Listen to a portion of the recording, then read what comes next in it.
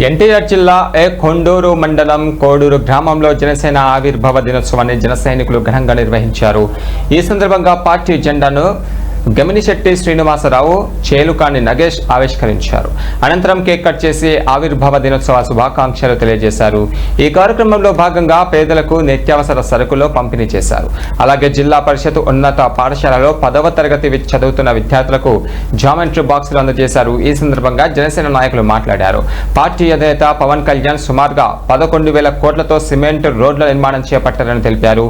దేశానికి స్వాతంత్రం వచ్చి 75 సంవత్సరాలు అయినా ఏజెన్సీ ప్రాంతంలో రోడ్లు, మంచినీటి సౌకర్యం లేకపోయిందని, ఆ సమస్యలను ఆయన దృష్టికి తీసుకువెళ్లడంతో వెంటనే చర్యలు తీసుకుని ఏజెన్సీ ప్రాంతంలో రోడ్లు, మంచినీరు, వైద్య సదుపాయాలు కల్పిస్తూ అనేక అభివృద్ధి కార్యక్రమాలు చేపట్టారని పేర్కొన్నారు.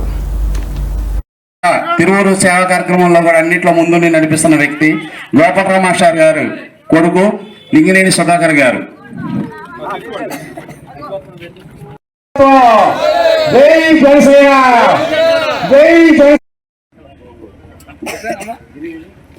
ఉప ముఖ్యమంత్రి వర్యులు జనసేన పార్టీ అధ్యక్షులు శ్రీ కొణిదెల పవన్ కళ్యాణ్ గారు ఆయన పదవి చేపట్టిన తర్వాత ఎన్నో అభివృద్ధి కార్యక్రమాలు చేయడం జరిగింది.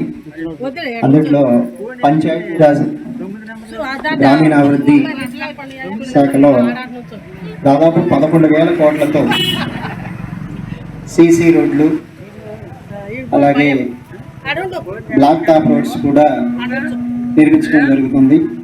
అలాగే పల్లె పండుగ కార్యక్రమం 2.0లో మిగతా పనులు కూడా త్వరితగతిన కంప్లీట్ చేసే విధంగా చేయడం జరుగుతాం. అయితే మనకు స్వతంత్రం వచ్చి దాదాపు 75 సంవత్సరాలు దాటిపోయింది. 13వ వసంతంలోకి జనసేన పార్టీ అడుగు పెడుతున్న సందర్భంగా అందరికీ ముందుగా హృదయపూర్వక ధన్యవాదాలు.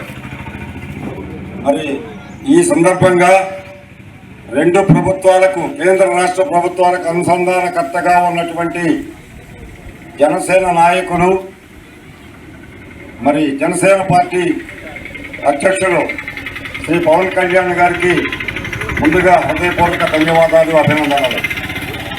అలాగే మరి గత 2 సంవత్సరాలుగా ఎన్నో ఒడిదుడుకులతో ఉన్నటువంటి ఆంధ్రప్రదేశ్ రాష్ట్రాన్ని అభివృద్ధి పదంలో ముందుకు నడుపుటకు గాను వారి వంతు సహాయ సహకారాలు అందించి రాష్ట్ర సర్వతోముఖాభివృద్ధికి తోడ్పడుతున్న జన సైనికులందరికీ కూడా ముందుగా నా హృదయపూర్వక ధన్యవాదాలు. ఉప ముఖ్యమంత్రి వర్యులు జనసేన పార్టీ అధ్యక్షులు శ్రీ కొణిదెల పవన్ కళ్యాణ్ గారు ఆయన పదవి చేపట్టిన తర్వాత ఎన్నో అభివృద్ధి కార్యక్రమాలు చేయడం జరిగింది.